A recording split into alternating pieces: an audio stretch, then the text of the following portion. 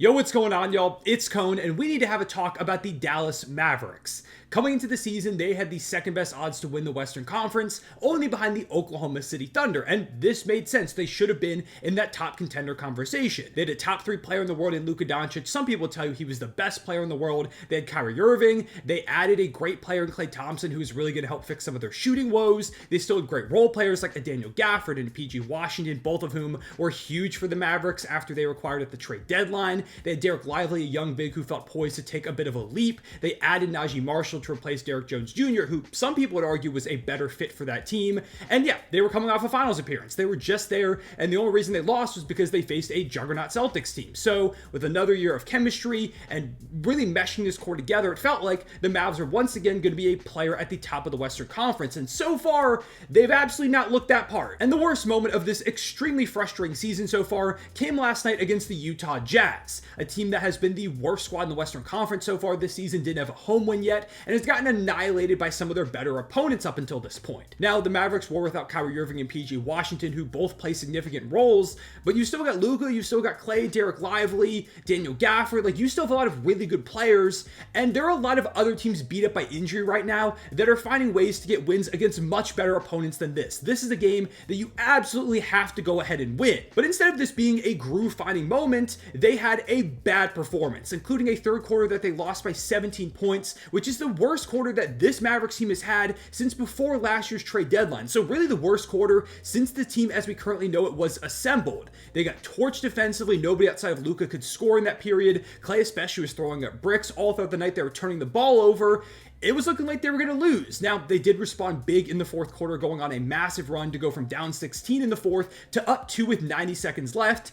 And then they immediately gave up 5 points. Jordan Clarkson and one was in there. They tied it back up with a Klay Thompson 3. All they had to do was get a stop, and they would have a few seconds left to get a chance to go ahead and hit a game-winning shot, or at the very least go to overtime, and with a lot better talent, you probably win even though you're on the road. Instead, Luka has one of the worst defensive lapses I've seen, completely falling asleep on defense with John Collins walking to the basket. He probably could have gotten a pass like 5 seconds earlier than he did from Jordan Clarkson. He goes ahead and dunks the ball. The Jazz go up by 2.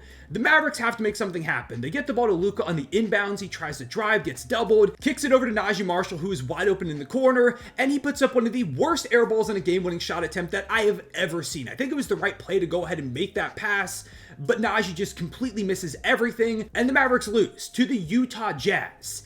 This is now the 4th straight game that they've lost by 1 possession in a row, and they're now 1-6 in clutch games so far this season after being a great clutch team last year, and they're now 5-7 on the season as a whole, which is only better in the Western Conference than the Blazers, the Jazz, and the Pelicans. To say they've been frustrating might be a bit of an understatement. They've been an inconsistent mess through the first 12 games of the season, and the biggest problem is those late game scenarios. They will play pretty well from like the 6 or 5 minute mark to about the 2 minute mark, and then they just forget how to play basketball. It turns into iso ball. They don't run any plays, and they're just relying on their great talents like Kyrie, Luka, and Klay, who have gotten it done a million times in the past, but it's not clicking right now. And Jason Kidd, I've never been the biggest fan of him as a coach. I've always felt like he doesn't really elevate the team that much. I do think he did a good job in last year's finals run, but it feels like consistently in the regular season, his teams underperform and they have to work their way up towards the end of the season. They get off to these slow starts, and that's what we're seeing right now. Not running any plays. It's kind of just like, hey, Luka, create a step back 3, or Kyrie, make some magic happen on the final possessions of games, off of rotations. There were points in this game where Dwight Powell and Dereck Lively and Dwight Powell and Daniel Gafford were on the court at the exact same time. That should literally never happen. If anything, just to prevent my eyes from falling out of my head from watching that basketball, never mind trying to win games. I don't know why that's a thing that he's trying. It feels like the team is lackadaisical on defense. There's not a lot of effort there. Hustle, they're getting out-rebounded. I've never been a big fan of him as a coach, and I feel like that really shines in those late-game scenarios. And it doesn't help that Luka Doncic, who often makes miracles out of nothing in those late-game scenarios, has been playing way below his standard so far this season. He's currently dropping 29.3 points per game with 8 rebounds and 8 assists. Like, those numbers are still ridiculous, but he's shooting 42.8% from the field and 32% from 3. Those marks are way below his usual standard. he looks really sluggish out there. The three ball isn't falling at all, but he's definitely still taking them, oftentimes settling for a lot of them. You know he loves those step backs late in games, shots from like 30 feet out. I feel like he needs to get downhill a little bit more or settle for some easier looks to kind of get himself into a rhythm because, yeah, he's still putting up ridiculous numbers, and overall he's been a very helpful offensive player, but he hasn't been the Luka Doncic the Mavericks need to get to that upper echelon. And don't even get me started on the defense, because right now he's playing some of the worst defense I've ever seen from him, which sucks because there were genuine bright spots at the end of last season. He was more locked in defensively than I think I've ever seen him, having some really good defensive games. It was inconsistent some nights, but overall was a lot better than usual. And with a player who is this good offensively, all you need from him is to kind of hold his own on the defensive end to really skyrocket his value and help the team win.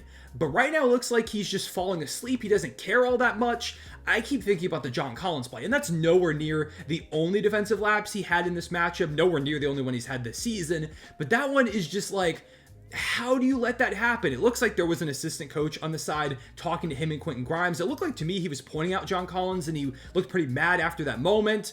Luka said there was a miscommunication after the game, and he did accept blame for it, which is good because he should. I do believe it was his fault.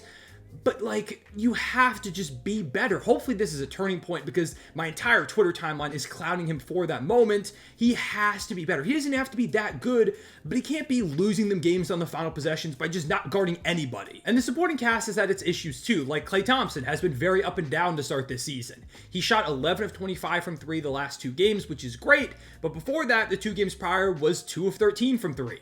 Earlier in the season, had a 3-game stretch of 5 of 21. He's either really on fire or he can't seem to hit anything from the outside, and there are many of those stretches just within individual games themselves. It's Klay Thompson at this point in his career. That's kind of what you're going to get. Unfortunately, it's currently led to the lowest three-point percentage of his entire career. Now, again, it's still very early. He's adjusting to a new team. He's never played outside of Golden State. So I'm not saying that Klay is completely doomed or anything. I still think he's been fine, but it definitely doesn't help when Luka's struggling to have Klay Thompson playing like this. Not to mention the self-creation is really not there anymore, nor is the defense. So you need him more than ever to hit those threes to maximize his value. And so far, it's been a little bit below what I was hoping for from him. Naji Marshall, who's supposed to be the Derrick Jones Jr. replacement, has not been great. He's had a couple of good games recently scoring the ball overall. Like tonight, he had 19 points with 3 steals and was big in helping them come back from that big deficit they had in the fourth, but he can't shoot for anything right now. So far this season, including that horrible air ball, he's 4 of 25 from the outside. He's shooting 16% from 3, which is concerning. You might think, oh, he's going to regress the mean a little bit, but last year was the only season that Naji Marshall has ever been even like a decent shooter. Every other season, he's been pretty poor from the outside, and the Mavericks and many other people, including me, were hoping that he was turning a little bit of a corner last year and it wasn't an outlier. But if this trend continues, it was 100% an outlier, and that makes it a big problem having him in your starting lineup, because when you get to the playoffs, if he's shooting anywhere close to the way he is now, teams are just going to leave him open like the Celtics were doing to PJ Washington and Derrick Jones Jr. in the finals last year. Speaking of PJ, he's been hurt these last few games, but when he's been out there, he's also not hitting 3, shooting just 22.6% from the outside. And he's another guy who has not been that good of a shooter in his recent career. He had a couple of really hot games in the playoffs. I know myself as a Thunder fan, he's like the single reason why the Thunder lost that series. He went insane. But again, the Celtics were leaving him open from 3, and that is something that is still concerning. He's helpful for them defensively, and I do really think they miss him on that end right now, but the shooting is worrying. Spencer Dinwiddie has been bad as a backup guard. Dante Exum dealing with injury. They could probably use him back. Not been a great start this season for Jaden Hardy. He hasn't shown that much progression. Quentin Grimes just had a really good game, so maybe he's going to be more part of the rotation. They're going to need some more consistency in outside shooting, so hopefully he can provide that. They've been getting killed on the boards so far this season. Like, Gafford is not great as a rebounding big. Lively got the start tonight, which I was excited about. I thought this was a big opportunity for him. And then he just couldn't stop fouling people. He got 5 fouls in like 8 minutes tonight and pretty much couldn't stay on the court. There really haven't been that many bright spots for the Mavericks to begin this season outside of like Kyrie Irving, who's playing some of the best basketball of his entire career right now. He's currently dropping 25, 5, and 5 on 55% shooting from the field and 54% from deep.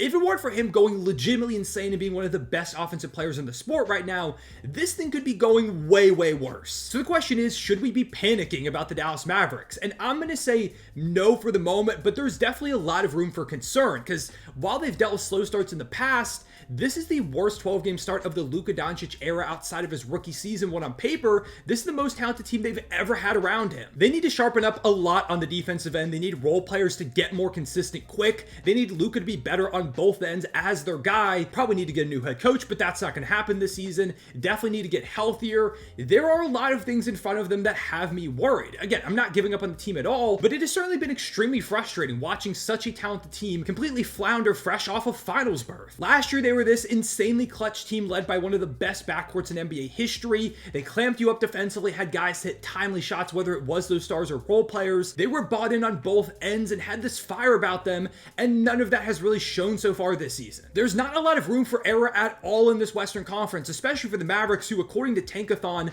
still have the 10th hardest schedule in the league ahead of them from now till the end of the season. And over their next 7 games, it's tough. They've got the Spurs, who have been extremely scrappy to start this season, and Wemby just had a 50 bomb. The Thunder, who are going to be without Chet Holmgren and Isaiah Hartenstein, but they're still finding ways to get wins with the small ball lineup. The Pelicans, who are decimated, they'll probably beat them. But then there's the Nuggets, who have looked really good as of late. The Heat, who are always a challenge. The Hawks, who have looked pretty solid this season. The Knicks, who really need to get right and are going to be looking to take down one of the top opponents in the league to help them on that path. It's a tough 7-game schedule. If they don't look a lot better than they did in this game, they're going to lose a majority of those contests. This is a prime opportunity for them to show the NBA world that, hey, it's just a slow start, we're fine, we've done this before, and we're still a massive threat in the Western Conference. They could definitely put together a bunch of wins here and showcase that. Or we could have to make another video in a couple of weeks where we are very concerned and panicking and talking about what moves the Mavericks might need to make themselves relevant in the Western Conference again. Only time will tell, but so far they've been extremely disappointing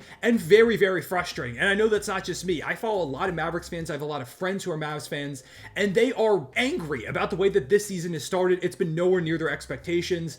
They can definitely turn it around, but they've got to do this fast, or else we might be talking about the eventual play in Dallas Mavericks. With all that being said, those are my thoughts on the Mavericks so far. Let me know down below in the comments what your thoughts are. Should we be panicking about Dallas? Is it too early for that? Are there any moves you would consider making in the early season? What do you think is the biggest issue, the biggest culprit for why the Mavericks have started off as slow as they have? Leave a like, subscribe if you enjoyed the video, hit the notification bell so you don't miss out on future uploads. I appreciate y'all watching. I'll see y'all later. Rewind, say it back.